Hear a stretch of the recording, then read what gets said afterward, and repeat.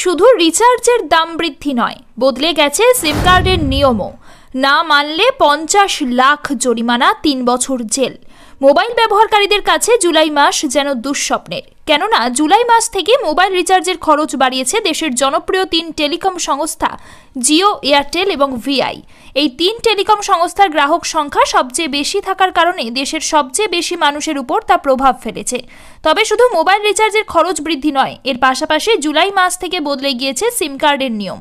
সম্প্রতি কেন্দ্র সরকারের তরফ থেকে নতুন টেলিকম আইন কার্যকর করা হয়েছে দেশে। নতুন টেলিকম আইন কার্যকর হয়েছে মূলত গত মাসের 26 তারিখ থেকে। আর এই নতুন টেলিকম আইনের আগের তুলনায় অনেক কঠিন করা হয়েছে। নতুন যে সকল আইন লাগু করা হয়েছে তা না মানলে এবার 50 লক্ষ টাকা জরিমানা এবং 3 বছরের জেলের মতো শাস্তি সহ্য করতে হবে। নতুন টেলিকম আইন অনুসারে শাস্তির ক্ষেত্রেও কিন্তু কয়েকটি ধাপ রাখা হয়েছে।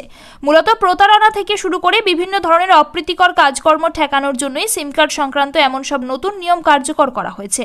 নতুন নিয়ম অনুযায়ী একজন ব্যক্তি তার আধার নাম্বারের ভিত্তিতে সর্বোচ্চ 9টি সিম কার্ড রাখতে পারবেন। প্রথমবার এই ধরনের নিয়ম ভঙ্গের ক্ষেত্রে 50,000 টাকা জরিমানা করা হবে।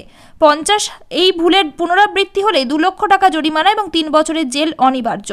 এখন যদি কেউ সিম কার্ড নিয়ে প্রতারণা করেন অথবা অন্য কারো পরিচয়পত্র ব্যবহার করে সিম কার্ড ব্যবহার অথবা প্রতারণার মতো কাজ ধরা পড়লে তাহলে তার থেকে 50 লক্ষ টাকা জরিমানা আদায় করা হবে।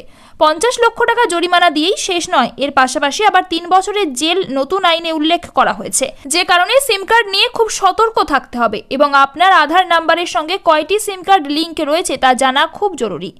এবার প্রশ্ন হলো, আপনি কিভাবে জানবেন আপনার আধার নাম্বারের সঙ্গে কতগুলি মোবাইল নাম্বার সংযুক্ত রয়েছে?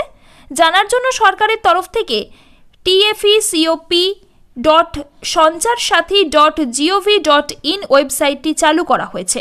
এই ওয়েবসাইটের মাধ্যমে আপনি খুব সহজে আপনার আধার নাম্বারের সঙ্গে কতগুলি মোবাইল নাম্বার সংযুক্ত হয়েছে তা জেনে যেতে পারবেন।